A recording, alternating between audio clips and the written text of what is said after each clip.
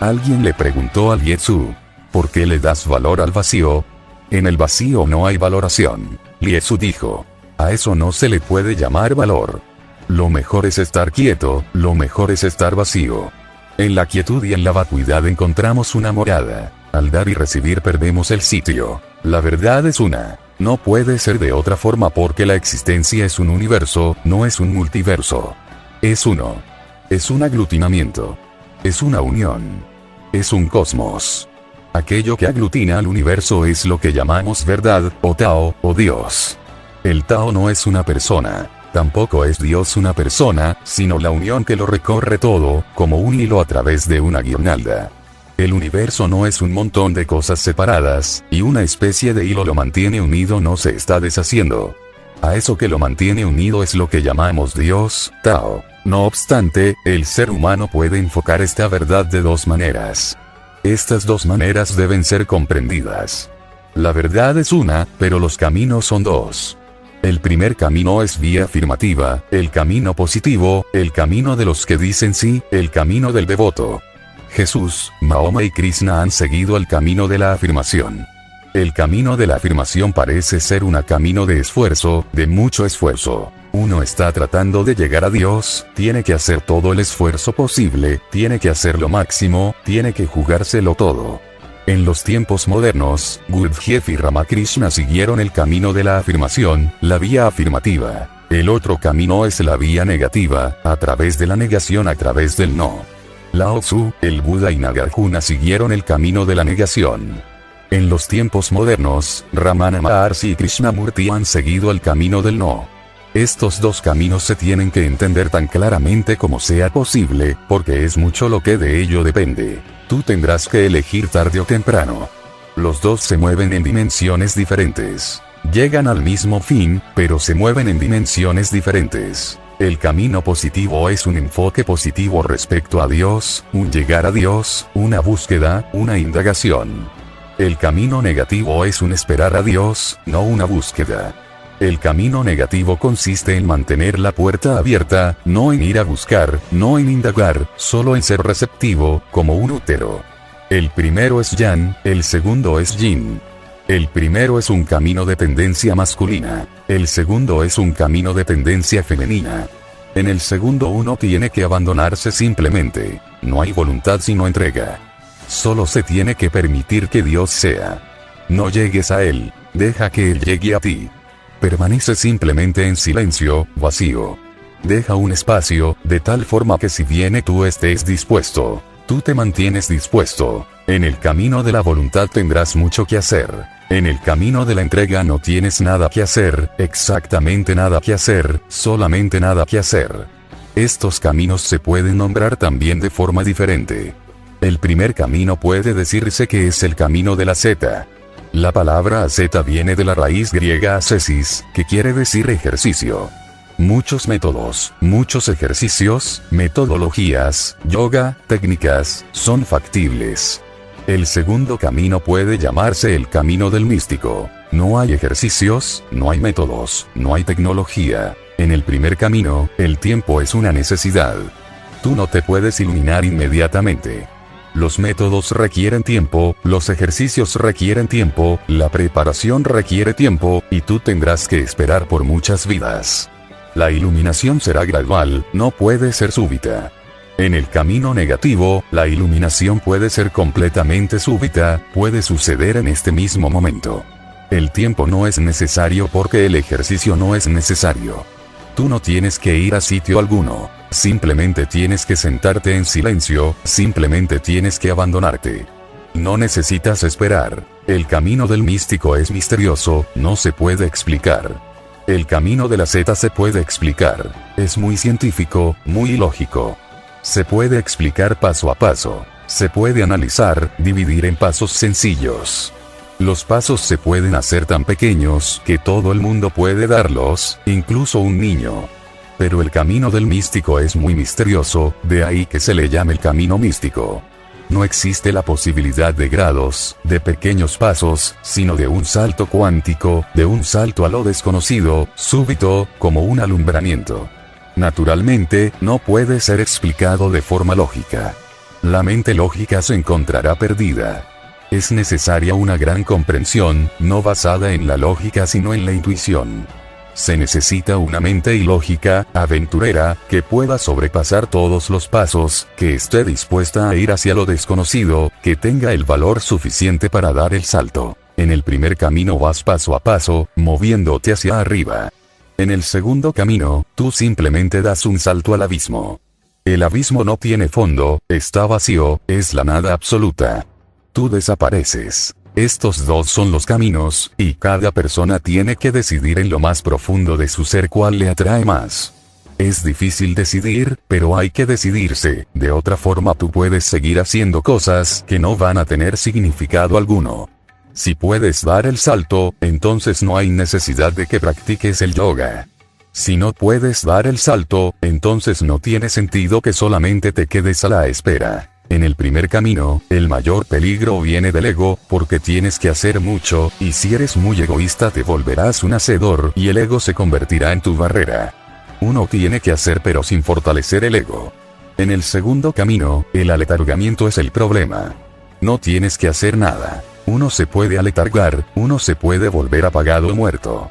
Ese es el peligro, muy natural. Te sientas en silencio, no haces nada, poco a poco caes en una pesadez, en una especie de falta de inteligencia. Pierdes agudeza, pierdes vitalidad, te vuelves idiota. Esto es posible. Uno tiene que estar muy consciente de ello. En el primer camino uno tiene que observar para que el ego no surja. En el segundo camino uno tiene que observar para no acostumbrarse al aletargamiento. Si se evitan estas dos trampas, entonces tú puedes llegar por ambos caminos, el afirmativo y el negativo. Hay gente que ha llegado a través de los dos, así que no es un asunto de llegar, sino de cuál va a ser más fácil, más adecuado a tu naturaleza interior. Elige ese. Hay que entender algunas cosas sobre el camino de la nada, porque el Yetsu sigue ese camino, el camino de la vía negativa, el camino del místico. En el camino místico tienes que estar solo, no hay posibilidad de estar juntos. Es una inactividad profunda, tan profunda que la misma idea de acción se tiene que dejar, renunciando a ella. No hay deseos, no hay acción. Uno simplemente tiene que ser. La soledad se tiene que experimentar, la reclusión se tiene que experimentar. En el camino de la afirmación, Dios está siempre contigo, tú no estás solo. Siempre puedes hablar con Dios, siempre puedes orarle, siempre puedes esperar que Él esté contigo. Él está alrededor, te sostiene la mano.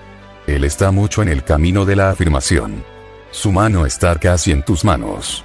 No es solo imaginación, recuérdalo, no es una alucinación, es así. Cuando has hecho todo lo que puedes hacer, súbitamente Él se vuelve accesible. Tú no puedes hacer más, no te has contenido, has hecho todo lo que puedes hacer, te has dado completamente al trabajo, has llegado a lo óptimo. A partir de ahí Dios se hace cargo, pero tienes que hacer lo óptimo. Menos que eso no ayuda. Tienes que hervir a 100 grados. Entonces, súbitamente, hay evaporación. En el camino de la Z, Dios está siempre contigo. Nunca estás solo, siempre puedes rezar. Pero en el camino negativo rezar no es posible, no está permitido rezar.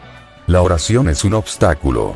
Recuerda esto también. Una cosa puede servir de ayuda en un camino y convertirse en un obstáculo en el otro camino. Rezar es un obstáculo. Si le preguntas al seguidor del camino negativo, él te dirá, orar implica que aún no eres capaz de estar solo, aún estás dependiendo del otro. Tú puedes haber dejado tu dependencia de la esposa, del marido, de los hijos, de los amigos, de la sociedad, pero ahora has proyectado un Dios y necesitas su compañía. No puedes estar solo. Orar implica que tú todavía tienes miedo de estar solo, así que creas un puente con el otro. Buscas al otro. Orar implica simplemente que si estás solo, no estás solitario sino aislado. Extrañas al otro. En el camino de lo negativo, la soledad es simplemente el mayor esplendor que existe. Si le preguntas al místico, él dirá que estar aislado es solo una fase. Estar en soledad es una condición fundamental. Estar aislado o acompañado es accidental. Estar solo es esencial. Estar aislado implica una evolución o continuidad de la experiencia, mientras que estar en soledad implica un cambio radical, total, de 180 grados, una mutación, una metanoia. Estar aislado es una forma de retornar a los otros. Siempre que te sientes aislado estás buscando al otro de una u otra forma. Estar aislado es una forma de retornar a los otros. Estar solo es un camino de retorno a uno mismo. Esto se tiene que recordar. Por eso, en el camino negativo, la meditación tiene más importancia que la oración. La meditación es una ayuda. La oración es un obstáculo. En el camino de la afirmación, la oración es una ayuda, no se habla en absoluto de la meditación. Por eso, en el cristianismo, en el islamismo, en el judaísmo, en el hinduismo, la meditación no se ha desarrollado. La meditación ha sido profundamente desarrollada por los budistas y los taoístas. Es una clave secreta. Tú puedes dividir todas las religiones en dos: hinduismo, islamismo, judaísmo, cristianismo. Todas ellas están en la vía afirmativa. El budismo y el taoísmo son básicamente negativos, están en la vía negativa. El hinduismo y el islamismo han florecido al máximo en el sufismo. Los hindúes y los mahometanos se han encontrado y ha surgido una hermosa flor del encuentro, un injerto, el sufismo. Es superior a cualquier expresión del hinduismo y es superior a cualquier expresión del islamismo. Es superior a ambos, ha trascendido a los dos padres. El hijo es más hermoso que el padre y la madre. Tiene que serlo, porque tanto el padre como la madre se han disuelto en él. Por tanto, el sufismo es la cumbre de lo afirmativo. También el budismo y el taoísmo se han encontrado y dado nacimiento al zen, lo óptimo en el camino de la meditación. De nuevo, más hermoso que el budismo y el taoísmo, mejor que sus dos padres, de nuevo un injerto. En el encuentro del islamismo y el hinduismo se produjo en India. El islamismo vino a la India, se encontró con el hinduismo y nació un hermoso niño. El encuentro entre el taoísmo y el budismo se produjo en China. El budismo fue a China, se encontró con el taoísmo y nació un hermoso niño, el zen. Si todas las cosas desaparecieran del mundo y solo pudieran quedar dos, el sufismo y el zen, nada se perdería. Son los crescendos máximos, pero de dos caminos diferentes. El sufismo no es más que oración pura, zikr, el recuerdo de Dios, y el zen no es nada más que meditación. La palabra zen viene de la raíz sánscrita dhyana. Primero, la palabra dhyana se convirtió en jhana, porque el Buda solía hablar en pali. Dhyana es jhana en pali. Luego, de jhana pasó a chan en China. Más tarde se convirtió en zen cuando llegó a Japón. Pero es dhyana, es esencialmente dhyana. Estar solo, simplemente, absolutamente solo. Ni siquiera en la compañía de un pensamiento, uno es solo un espacio, puro, transparente. En esa pureza uno lo consigue, Dios penetra interiormente. Cuando tú estás preparado para estar tan vacío, Dios se adentra. El sufí busca a Dios. El discípulo zen espera, Dios viene. Ahora esta hermosa parábola. Alguien le preguntó al Yetsu: ¿por qué le das valor al vacío? En el vacío no hay valoración. Naturalmente, ¿qué valor puede tener el vacío? Se le ha condenado en todo el mundo. A excepción de los taoístas y los budistas, nadie entiende lo que es el vacío. Se le condena. En Occidente se dice: la mente vacía es el taller del diablo. Ahora bien, puede haber una peor condenación. El taller del diablo, una mente vacía. Y los taoístas y los budistas dicen que la meta está en la mente vacía. Cuando estás totalmente vacío, Dios viene. El diablo solo puede existir en una mente activa, nunca en una mente inactiva. El diablo solo puede existir en una mente ocupada, no en una mente desocupada. El diablo solo puede moverse en los pensamientos, puede utilizar los pensamientos y los deseos. ¿Cómo podría usar el vacío? Y parece que ellos están en lo cierto. Hitler no está vacío, tampoco Gengis Khan, tampoco Tamerlane. Son personas muy activas. El diablo ha entrado en el mundo a través de ellos.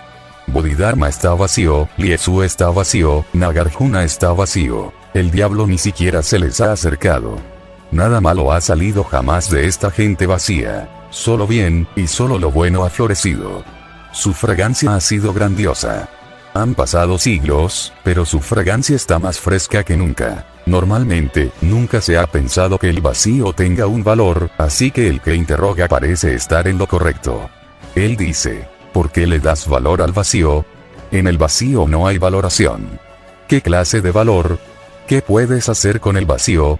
El valor se produce con el uso. Trata de comprenderlo. El valor se produce cuando algo es útil. ¿Cómo puedes valorar algo que no lo es? No solo no es útil, sino que no tiene entidad. ¿Cómo puedes valorarlo? Sin embargo, este es el enfoque de lo negativo. Lao Tzu dice, la habitación tiene valor, no por las paredes, sino por el vacío interior. Tú utilizas la habitación, no las paredes. Por supuesto, cuando tú haces la casa haces las paredes, no el vacío. Nadie puede hacer el vacío. El vacío es eterno, pertenece a la naturaleza, a la existencia. No está hecho por el ser humano. Las casas están hechas por el ser humano, no el vacío. ¿Pero qué es lo que utilizas? ¿Utilizas las paredes o utilizas el espacio interior? La palabra habitación es adecuada. Habitación quiere decir espacio. Tú usas el espacio, la espaciosidad. La pared, ¿cómo se atraviesa? ¿Cómo entras y sales? Por la puerta. La puerta está vacía. Puerta quiere decir lo vacío, lo que no es, de ahí que puedas entrar y salir. Tú utilizas la puerta, no usas la pared. Tú usas la habitación, no las paredes. ¿Qué utilizas cuando le das uso a una vasija de barro? ¿Las paredes de barro o el vacío interior? Cuando vas al pozo a sacar agua y traerla a casa, ¿qué utilizas? El vacío de la vasija de barro. El vacío es valioso y ese vacío ha sido creado por ti. Los taoístas dicen, todo lo que no es creado por el ser humano es valioso. Lo que es creado puede tener un valor relativo, un valor de mercado, pero no es realmente valioso. No tiene valor. Los objetos creados por el hombre son comodidades. Por supuesto, si vas al mercado y empiezas a vender vacío, nadie lo comprará. No tiene valor y la gente se reirá. Lao Tzu va atravesando el bosque, y el bosque está siendo talado. Miles de carpinteros están cortando los árboles. Entonces se acerca a un árbol grande, un árbol realmente grande. 1000 carretas de bueyes pueden descansar a su cobijo. Además es muy verde y hermoso. Él envía a sus discípulos a preguntar a los carpinteros, ¿por qué no se ha cortado ese árbol todavía? Les dicen, no es utilizable. No se puede hacer nada con él. No se pueden hacer muebles, no se puede utilizar como combustible. Produce mucho humo. No sirve. Por eso no lo hemos cortado. Y Lao Tzu dice a sus discípulos, aprendan de este árbol. Vuélvanse tan inútiles como este árbol, entonces nadie los cortará. La inutilidad tiene un gran valor. Lao Tzu dice, mira, observa este árbol. Aprende algo de este árbol. Este árbol es grandioso. Mira, los otros árboles ya no existen. Eran útiles, por tanto ya no existen. Uno de los árboles era muy recto, por eso ya no existe. Seguramente era muy egoísta, derecho, orgulloso de ser alguien. Ya no está. Este árbol no es recto, ni una sola rama está recta. No es orgulloso en absoluto, por eso existe. Lao Tzu dice a sus discípulos, si quieres vivir largo tiempo vuélvete inútil. Recuerda, sin embargo, que para él la palabra inútil significa no volverse una mercancía, no volverse un objeto. Si te conviertes en un objeto, serás vendido y comprado en el mercado, y te volverás un esclavo. Si no eres un objeto, ¿quién te puede comprar y quién te puede vender? No dejes de ser la creación de la existencia, de la naturaleza. No te conviertas en una mercancía humana y nadie será capaz de utilizarte. Y si nadie es capaz de utilizarte, tendrás una hermosa vida propia, independiente, libre, gozosa. Si nadie te puede utilizar, nadie te puede reducir a ser un instrumento. Nunca serás insultado, porque en esta vida no hay un insulto mayor que convertirse en un instrumento. Unos y otros te van a utilizar, a tu cuerpo, a tu mente, a tu ser. Lao Tzu dice, vuélvete una no entidad para que nadie te mire, y puedas vivir tu vida como tú quieras vivirla. Que nadie venga a interferir contigo. Sucedió que el discípulo de Lao Tzu, Chuang-Tzu, se volvió muy famoso, así que el emperador envió a sus ministros para invitarle a convertirse en el primer ministro. Lao Tzu se enojó mucho. Dijo: debes haber hecho algo equivocado, o si no, ¿por qué ha llegado a interesarse el emperador por ti? Tienes que haber demostrado que eres de alguna utilidad. Tienes que haber desoído mis enseñanzas, o si no, ¿cómo es que el emperador se ha interesado por ti? Ahora no vas a poder descansar jamás. Sé una no entidad, a fin de que nadie llegue siquiera a pensar que puedes ser de alguna utilidad. Hay inutilidad que es tremendamente útil. Lao Tzu la llama la utilidad de la inutilidad. Pero ciertamente no hay en ella valor alguno, no al menos un valor de mercado. Normalmente tú quieres llegar a tener algún valor, como doctor, ingeniero, pintor, poeta, Mahatma, quieres llegar a ser alguien valioso, alguien que se vuelve indispensable para el mundo. Te sientes muy feliz si la gente viene y te dice: cuando te hayas ido nunca seremos capaces de reemplazarte. Te sientes tremendamente feliz, pero ¿qué te están diciendo? Te están diciendo: eres un objeto que estamos utilizando.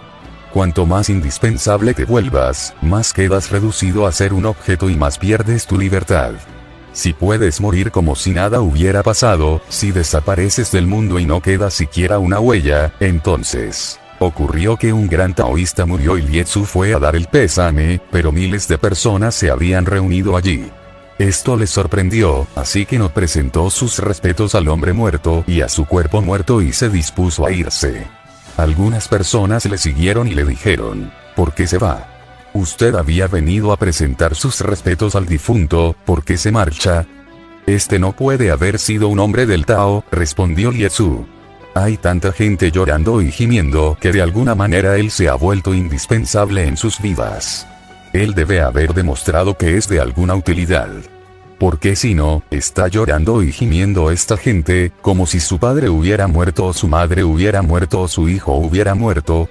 ¿Por qué está llorando y gimiendo esta gente? Él no debe haber sido completamente inútil. Alguna utilidad seguramente ha tenido, por eso me voy.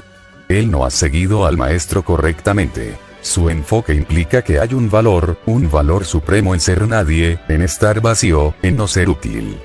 Cuando no eres útil para la humanidad, te vuelves tremendamente útil para la existencia. Entonces la existencia empieza a fluir a través de ti, entonces te conviertes en un vehículo, porque al estar tan vacío ella puede fluir a través de ti. Te vuelves un bambú hueco, la existencia puede cantar su canción a través de ti.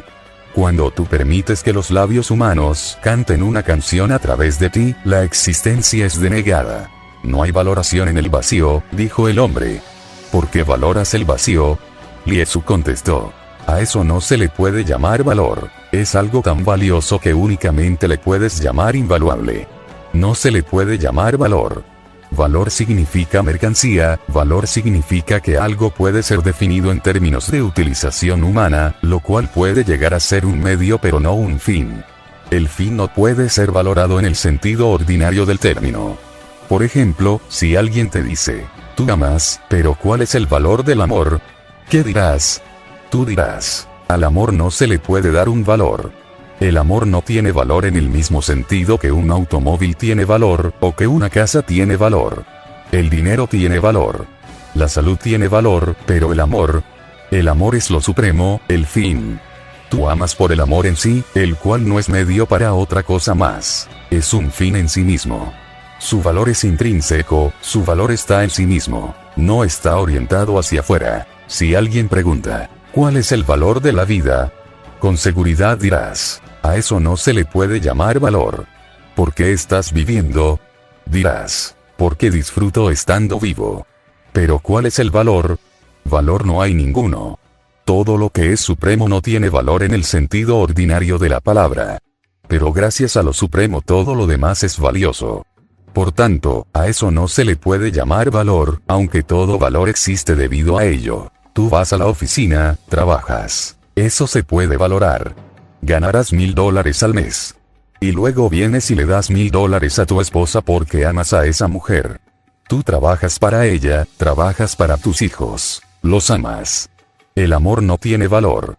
Tu trabajo tiene valor, pero, finalmente, todo lo que tiene valor se pone a los pies de lo que no tiene valor o es invaluable. Recuerda, el fin no puede tener valor alguno.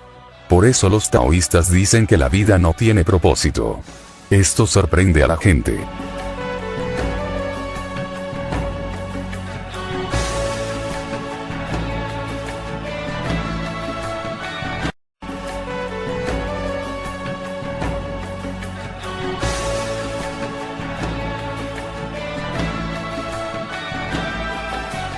Un día un hombre vino a mí y dijo, ¿cuál es el propósito de la vida?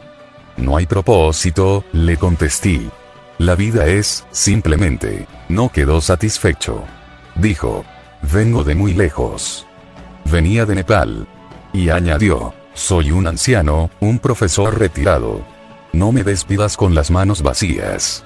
He venido a preguntar solo una cosa, ¿cuál es el propósito de la vida?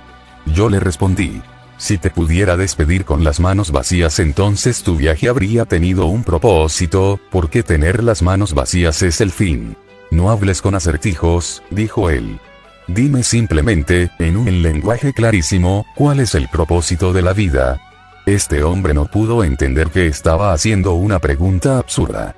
La vida no puede tener propósito alguno, porque si la vida tuviera algún propósito, entonces una cosa se convertiría en algo más valioso que la vida y volverá a surgir la pregunta, ¿cuál es el propósito de eso?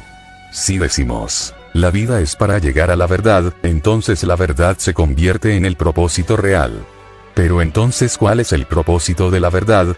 Si decimos, la vida es para buscar a Dios, entonces surge la pregunta, ¿cuál es el propósito de Dios, o de llegar a Dios, o de realizar a Dios? Al final tienes que dejar la palabra propósito. Finalmente tienes que dejarla. Sí, a eso no se le puede llamar valor, a eso no se le puede llamar propósito, y si puedes entender esta revelación se producirá mucha luz en ti. La vida no tiene propósito ni valor. El amor no tiene propósito ni valor. Esto quiere decir que Dios, la vida, la verdad, el amor son simplemente 4 nombres para la misma cosa. No hay diferencia porque solo puede haber una cosa que no tenga propósito alguno. Todo lo demás le debe a ella su propósito. Es lo máximo, la misma cumbre. Precisamente la otra noche una mujer dijo, para mí es muy difícil entender lo que quieres expresar al decir Dios, porque no creo en Dios. Me gustaría entenderlo, pero cuando utilizas la palabra Dios algo no funciona bien en mi cabeza. Empiezo a cerrarme. Haz algo muy simple, le dije. Cada vez que mencione a Dios, léelo como vida. Esto bastará. Cada vez que diga Dios, escúchalo como vida, tradúcelo inmediatamente como vida. Ella se sintió feliz. Qué inflexibles somos con las palabras. Si digo Dios, eso crea negatividad en algunos. Si digo vida, eso crea negatividad en otros. Y yo solo estoy cambiando el nombre, y una rosa es una rosa es una rosa, no importa el nombre que se le dé. Tú puedes llamarla jazmín, pero la rosa sigue siendo la rosa. Solo hay uno, que es el supremo. Diferentes personas le han dado nombres distintos. Más allá de él no existe nada, por tanto no puede ser valioso para algo más. No lo puedes usar como referencia, porque no hay nada más allá de él. Él es el más allá. Liesu dijo, a eso no se le puede llamar valor. Lo mejor es estar quieto, lo mejor es estar vacío.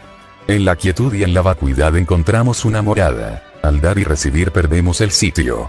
Lo mejor es estar quieto. Ahora, más que responder qué es un valor o por qué el vacío es un valor, la insistencia de Liesu está en la experiencia. El enfoque taoísta es básicamente existencial. No hay una creencia en especulaciones abstractas y conceptos.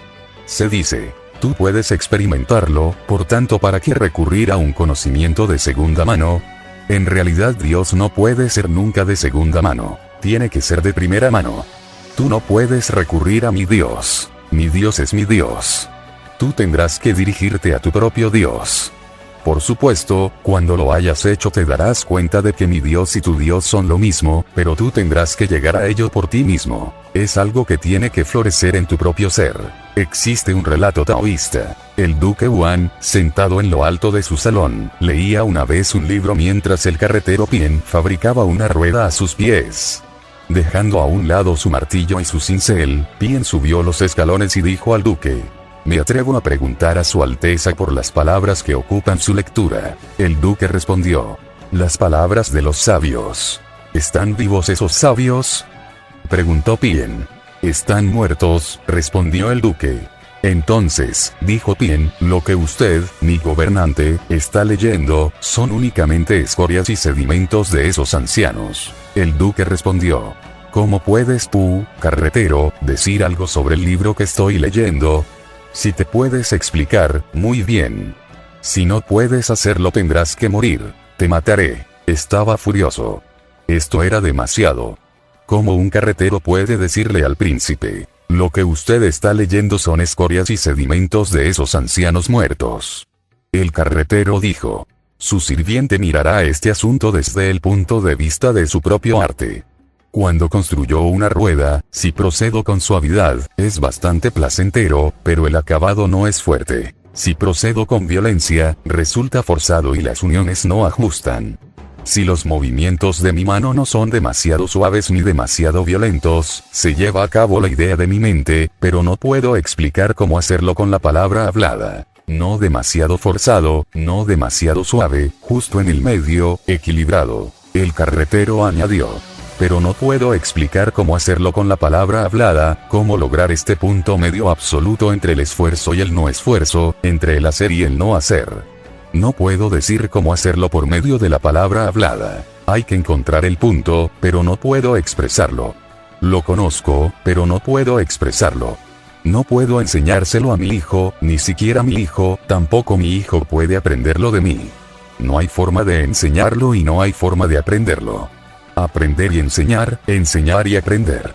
Esto solo puede hacer con las cosas externas, y aquel es un sentimiento interno.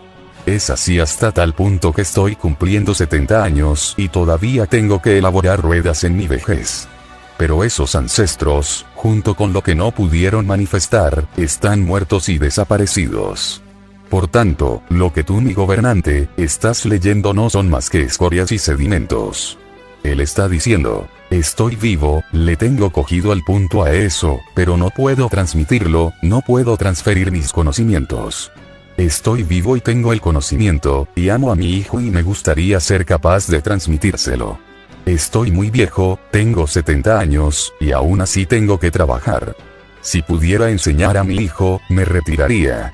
Pero si en vida no puedo transmitirlo, ¿cómo pueden esos viejos sabios que están muertos transmitir algo que solo puede ser experimentado? No puede ser transmitido mientras el sabio está vivo. ¿Cómo puede entonces transmitirse si el sabio hace ya siglos que no existe? Usted solo está perdiendo su tiempo, señor, le dijo. Todo esto es basura. Este anciano es un hombre del Tao. Los taoístas tienen hermosas parábolas como esta. Un hombre ordinario, un hombre pobre, un carretero. Nadie lo conoce, pero él tiene una visión. El método taoísta en su totalidad afirma que solo la experiencia te puede dar la clave. Se puede preguntar, se puede responder, pero esto no tiene un valor definitivo. Para conocer el sabor debes comer, para saber lo que es el amor debes amar. Para conocer el sabor debes comer, para saber lo que es el amor debes amar. No hay forma de transmitirlo. Por eso, en lugar de responder, Liezhu dijo, lo mejor es estar quieto. Sí, valor no es el nombre para eso. Estar quieto. ¿Y qué quiere decir él con estar quieto? Tú estás agitado constantemente, nunca te estás quieto. Incluso cuando te sientas como una estatua estás agitado. Tu mente se está moviendo continuamente, va de uno a otro lado. Se te tira y se te empuja de un deseo al otro. Cuando no hay deseo, ni siquiera el deseo de alcanzar lo supremo, entonces uno está quieto. La negación de todos los deseos es lo que se entiende por vía negativa. Cuando se niegan todos los deseos, súbitamente estás quieto. No hay dónde ir, no hay hacia dónde moverse. No sopla viento alguno. El deseo es el viento que sigue soplando en tu interior y mantiene tu llama interna agitada, por eso no estás quieto. Ni siquiera mientras duermes estás quieto. Ni siquiera mientras estás sentado en meditación, silenciosamente, estás quieto. Precisamente, el otro día, alguien estaba diciendo, en la meditación los pensamientos siguen, no se detienen. En realidad vienen más. Cuando tú estás ocupado con tu vida ordinaria de cada día, no te llegan tantos. Tú estás ocupado, absorto.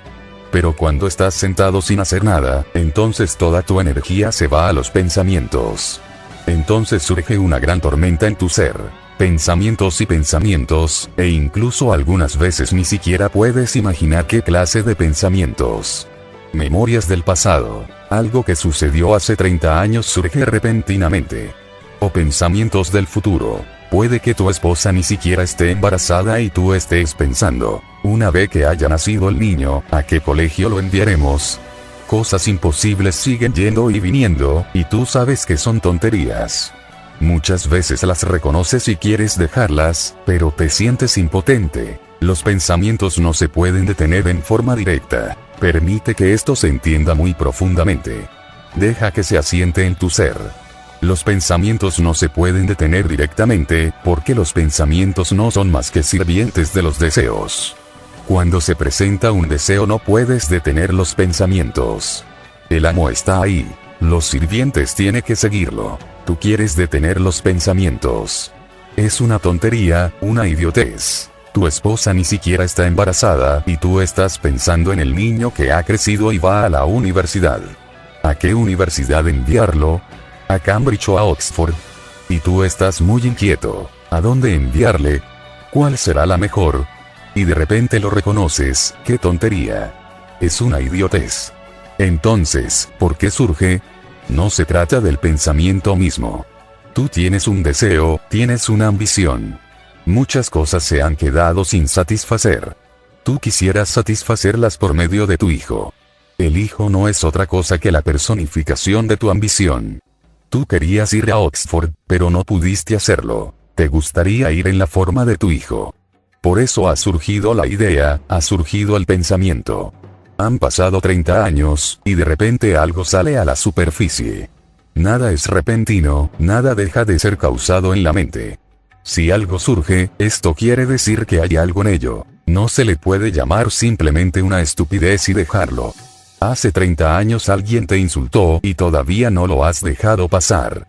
La herida todavía duele. Te sientas en silencio y la herida sale a la superficie. Ocupado en las mil y unas cosas del mundo, tú lo olvidas, pero cuando no estás ocupado, la herida se abre. La herida empieza a enviarte mensajes. Haz algo al respecto. Todavía no hago daño. Todavía no he sido curada. Haz algo al respecto. ¿Cuántas veces la herida se te ha manifestado, y cuántas veces has decidido vengarte o hacer algo?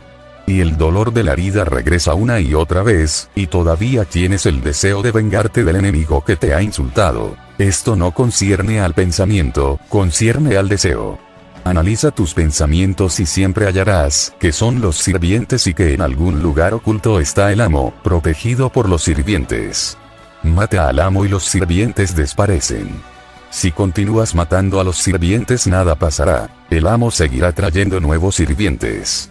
Mientras el amo esté vivo seguirá trayendo nuevos sirvientes. Tú podrás seguir matando a los viejos. Él proporcionará otros nuevos. Los pensamientos nunca se detienen por sí mismos. Solo se detienen cuando la mente que desea desaparece. Este es el significado de lo mejor es estar quieto. Esa es la forma taoísta de decir no desees. Por eso se dice incluso el deseo de conocer a Dios, de llegar a Dios, es una barrera. Permanece quieto, simplemente, sin deseos, como si nada se tuviera que hacer, como si nada fuera a suceder. Mantén una carencia absoluta de esperanzas, porque la esperanza no es otra cosa que un nombre nuevo para el deseo. La esperanza es el deseo con un nombre hermoso. El deseo como nombre es un tanto feo, el deseo es algo un tanto desnudo, expuesto. La esperanza es un deseo vestido. Permanece sin esperanza. Nada va a pasar. Nunca sucede nada. No hay futuro, así que abandona toda ambición. Solo existe este momento, así que no corras de aquí para allá. No tiene sentido, es de neuróticos, es de locos. Solo relájate en este momento. Simplemente sé. Este es el significado de lo mejor es estar quieto. Y la diferencia se tiene que entender. Si vas a donde un profesor de yoga, él te dirá cómo estar quieto. Él te dirá qué postura te ayudará a estar quieto, cómo respirar, qué ritmo facilitará la quietud, si debes cerrar los ojos completamente o solo mirar a la punta de la nariz. Él te dará indicaciones, ayudas. Él te dará un mapa. Los taoístas no tienen mapa alguno. Dicen que si practicas una postura determinada y miras tu nariz y respiras de una forma correcta, impondrás una cierta quietud, pero no será verdadera. Es cultivada, es algo que se practica, es falsa. La quietud verdadera viene de la comprensión de que el deseo es inútil. Trata de comprenderlo. En el Tao no hay ejercicios, no existe algo como los Sutra Yoga de Patanjali. No existen las 8 ramas del yoga. No se te da una postura, una disciplina, una clase de moralidad, no se te dice qué comer, cuándo acostarse y cuándo levantarse por la mañana. Nada se te dice, porque se considera que todas estas cosas pueden darte una experiencia falsa de la quietud, pueden forzarla. Y esto se tiene que entender. Cuando te sientas en una postura determinada, puedes ayudar a que la mente se quede un poco más quieta. Si el cuerpo está totalmente quieto, la mente se queda ligeramente quieta, porque la mente y el cuerpo no son dos cosas. La división no es completamente clara. La mente y el cuerpo están unidos. Aunque se diga que eres cuerpo y mente, eres cuerpo-mente, una sola palabra. El y no es correcto, déjalo. Mente-cuerpo psicosomático. La mente es tu cuerpo más profundo, y el cuerpo es tu mente más externa. Por tanto, cuando el cuerpo está quieto, naturalmente algunas vibraciones de quietud llegan a la mente más profunda. Eso crea una base física y tú sientes algo de quietud. Míralo de otra forma. Cuando te enojas, ¿qué haces? Aprietas los dientes, cierras los puños. ¿Por qué? Es que no puedes enojarte sin más, sin apretar los dientes y los puños. Inténtalo un día. Enójate simplemente, sin apretar los puños, sin apretar los dientes. Permanece relajado en el cuerpo e intenta enojarte y verás que es imposible. ¿Cómo puedes enojarte si no tienes la ayuda del cuerpo? Y después, un día, prueba lo siguiente. Sin enojo alguno aprieta los puños y los dientes. Muestra únicamente el gesto de enojo y verás que una forma de enojo surgirá repentinamente en ti. Tú te puedes llegar a enojar solo creando los síntomas. Eso es lo que hacen los actores. El actor tiene que actuar en momentos en los que puede no sentirse enojado y tiene que estarlo. ¿Qué se supone que tiene que hacer? Él hará la parte corporal y la parte mental le seguirá. Él no se está sintiendo feliz, pero tiene que hacer la parte corporal. Se muestra feliz, y una forma de felicidad le sigue en consecuencia. Cuerpo y mente van juntos. Los taoístas dicen que esto se debe entender, pues de lo contrario crearás una quietud falsa. La quietud que se crea con la postura corporal no es la quietud real, es un truco. Tiene casi los mismos efectos químicos que cuando tomas un tranquilizante. Es una droga. Si te pones a ayunar, sentirás mucha quietud, porque la química del cuerpo cambia. El cuerpo tiene menos trabajo que hacer, está más relajado. El estómago no tiene nada que hacer, está más relajado. Y si el estómago no tiene nada que hacer, más energía se libera desde el estómago hacia la cabeza. Eso lo sabes. Cuando comes demasiado te sientes somnoliento, porque el estómago se apodera de toda la energía disponible para digerir el alimento. La cabeza no es muy importante, es un lujo, por tanto, cuando el estómago necesita la energía va al estómago y abandona la cabeza inmediatamente. Debido a eso empiezas a sentirte somnoliento. Los ojos se van cerrando y tú empiezas a dormir. Esto implica simplemente que la energía se ha desplazado de la cabeza al estómago. Te quedas dormido. ¿Lo has observado? Cuando no has comido bien, te resulta difícil dormir, porque cuando el estómago no tiene de qué ocuparse, se libera energía. La energía va inmediatamente a la cabeza y esta empieza a funcionar, a fantasear y a pensar. Por tanto, cuando una persona está ayunando, al tercer o cuarto día siente mucha quietud. Pero este es un cambio químico, no es una quietud real. Proporciónale alimento y la quietud desaparecerá. ¿Qué tipo de cambio es este entonces? Si una persona continúa ayunando durante muchos días, sentirá que surge en ella una cierta falta de sexualidad, brahmacharya. Esto es falso porque el alimento tiene que suministrar energía sexual. Si no se le da alimento al cuerpo, no se crea energía sexual, la energía sexual desaparece. Después de 3 semanas de ayuno, un hombre perderá interés por las mujeres y una mujer perderá interés por los hombres. Así es como han caído en el engaño muchas personas religiosas. Piensan que han logrado el brahmacharya, el celibato. Esto no es brahmacharya. es una forma de impotencia. Se pierde vigor, se pierde vitalidad. Y luego empiezan a tenerle miedo a la comida, entonces no pueden comer bien, porque en cuanto comen bien, se suministra energía a los órganos sexuales, y la energía sexual vuelve a surgir. El Tao tiene un enfoque totalmente diferente. No plantea el cultivar. Plantea el comprender. Lo mejor es estar quieto. Mediante la comprensión. Mediante la atención consciente. Lo mejor es estar vacío. En la quietud y en la vacuidad encontramos una morada. En la vacuidad y la quietud, ¿qué es la vacuidad? La vacuidad quiere decir que tú no eres.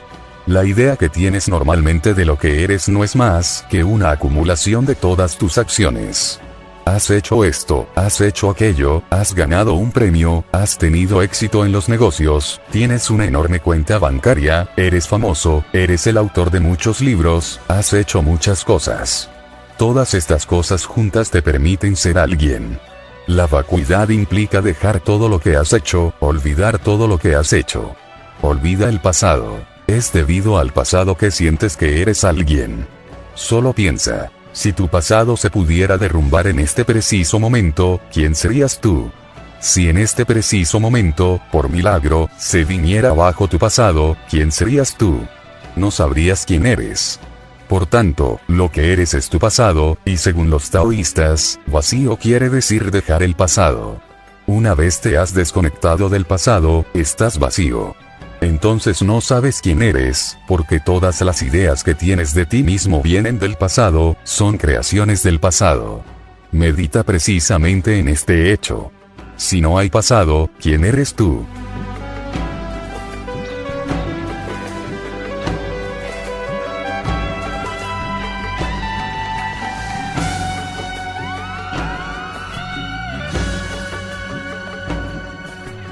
Ramana Maharshi solía pedir a sus discípulos que meditasen únicamente sobre una cosa. ¿Quién soy yo? Tarde o temprano comprenderás que no eres nadie. No eres el cuerpo ni eres la mente, tampoco eres el hijo de alguien o el padre de alguien, ni un rico, ni un pobre. No eres nadie. El día que llegues a ser nadie llegarás a saber quién eres. Tú eres ese nadie. Lo mejor es estar vacío. En la quietud y en la vacuidad encontramos una morada. El vacío es tu hogar. Te conviertes en un templo, en un santuario. En este vacío arde la llama de tu conciencia, y esa llama es la de la divinidad, la del Tao. Esta es la vía negativa. Al dar y recibir perdemos el sitio. Cuando empiezas a dar y recibir, a hacer esto, a no hacer aquello, a relacionarte, a conectar con la gente, pierdes tu lugar, pierdes tu llama interior, pierdes contacto con tu interior. Esto pasa solo al comienzo. Liesú se dirige a un buscador principiante, por eso habla así. Al comienzo pasará. Cada vez que estés solo, tranquilo, quieto, te sentirás súbitamente centrado, arraigado. Sentirás el tremendo gozo de no ser, de ser nadie. Tu ser nadie será luminoso, estará lleno de luz, de fragancia, de bendición y de belleza. Pero al comienzo sucederá una y otra vez que al relacionarte con otro lo perderás. Perderás tu espacio interior. El peligro está en que empieces a tener miedo de relacionarte. Al comienzo está bien tener miedo, pero si eso se vuelve un hábito y el miedo llega a arraigarse, entonces es peligroso. Este peligro se ha dado en Oriente, en el pasado. Mucha gente llegó a tener miedo de relacionarse. Los budistas escaparon de la vida, los taoístas escaparon a los Himalayas o a las montañas para no estar en contacto, porque al dar y recibir perdemos el sitio. Pero Liesú no le da este sentido. Él dice, sí, al dar y tomar cuando vamos al mercado se pierde la meditación.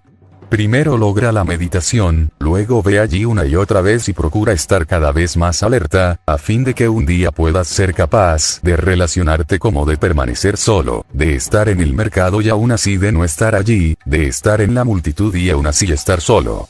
Esto es lo más elevado. Es algo que no se le puede decir a un principiante. Es algo que sucede solo cuando se ha llegado a ser un maestro. Liesú le dice al principiante, entonces tú sabrás quién eres y entonces verás repentinamente que al dar y tomar pierdes una y otra vez. Tú ganas algo y luego, cuando conectas, cuando te relacionas, con la esposa, con el marido, con los hijos, en el mercado, con el cliente, con el jefe, lo pierdes. Una y otra vez, gánalo. Cuando tengas tiempo, vuelve a conectar otra vez contigo mismo. Poco a poco, lentamente. Un día verás que puedes estar en el mercado y permanecer tan solitario y silencioso como en cualquier parte. Entonces te has convertido en un loto. Estás en el agua, pero el agua no te toca. Primero desarróllalo, evoluciona, lo que suele llamarse en sánscrito shunya, al cero, al vacío, y luego tráelo al mundo. Lo perderás una y otra vez, es verdad, pero no trates de escapar del mundo por esto, no te vuelvas un escapista. Es un desafío. Y el punto más elevado se logra cuando nadie puede alterar tu espacio interior, nadie, ninguna situación puede alterarlo. Entonces, por primera vez llegas a ser un poseedor. Entonces eres el poseedor y ello te posee. Entonces eso es tuyo, realmente tuyo. Pero si algo puede hacerlo desaparecer, entonces eso no es aún tuyo por completo. Lo has tocado, pero aún no has sido su poseedor.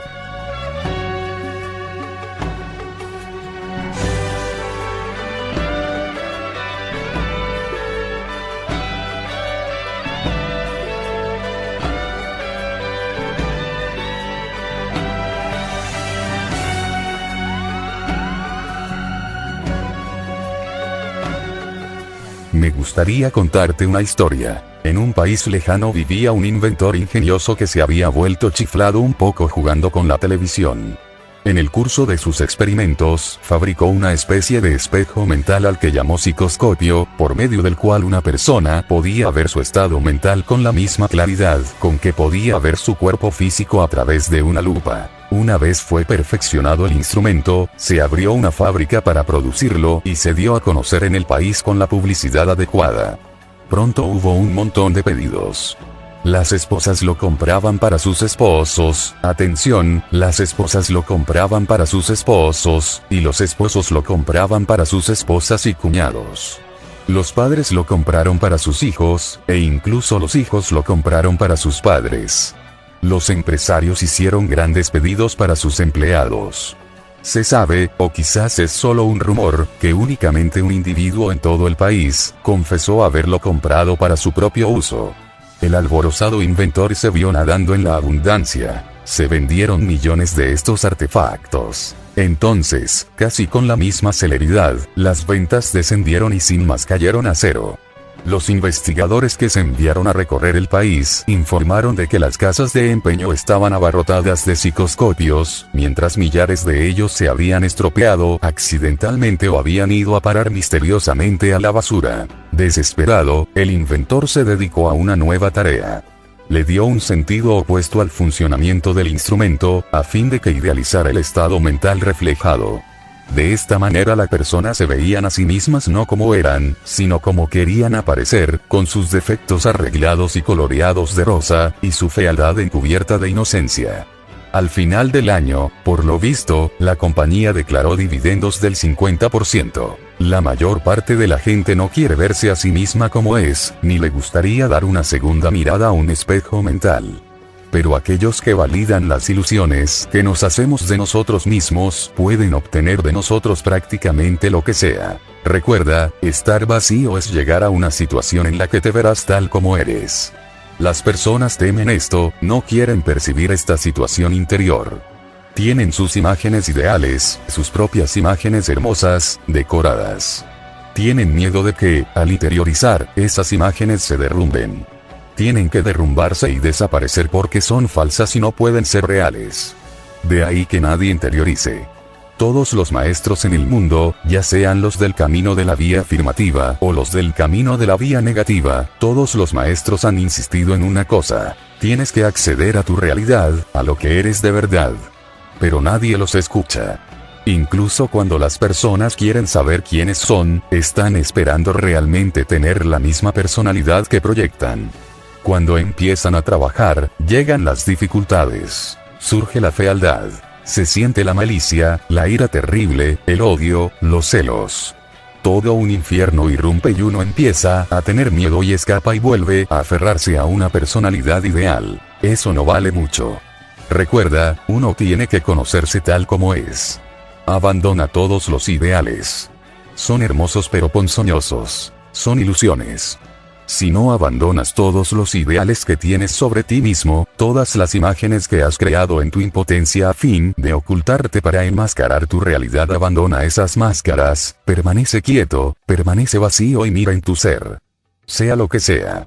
Al comienzo será una experiencia casi infernal, pero ese es el precio que tenemos que pagar. Si tienes suficiente valor y puedes perseverar, pronto desaparece el infierno, se van las nubes y el sol brilla en un firmamento despejado. Entonces llegas a tu paraíso interior. El infierno y el cielo están en tu interior. El infierno es solo tu circunferencia. El cielo es tu mismo centro. Tú eres el centro del ciclón. El Tao dice que en realidad no se debe hacer nada. Uno simplemente tiene que penetrar en su propio ser.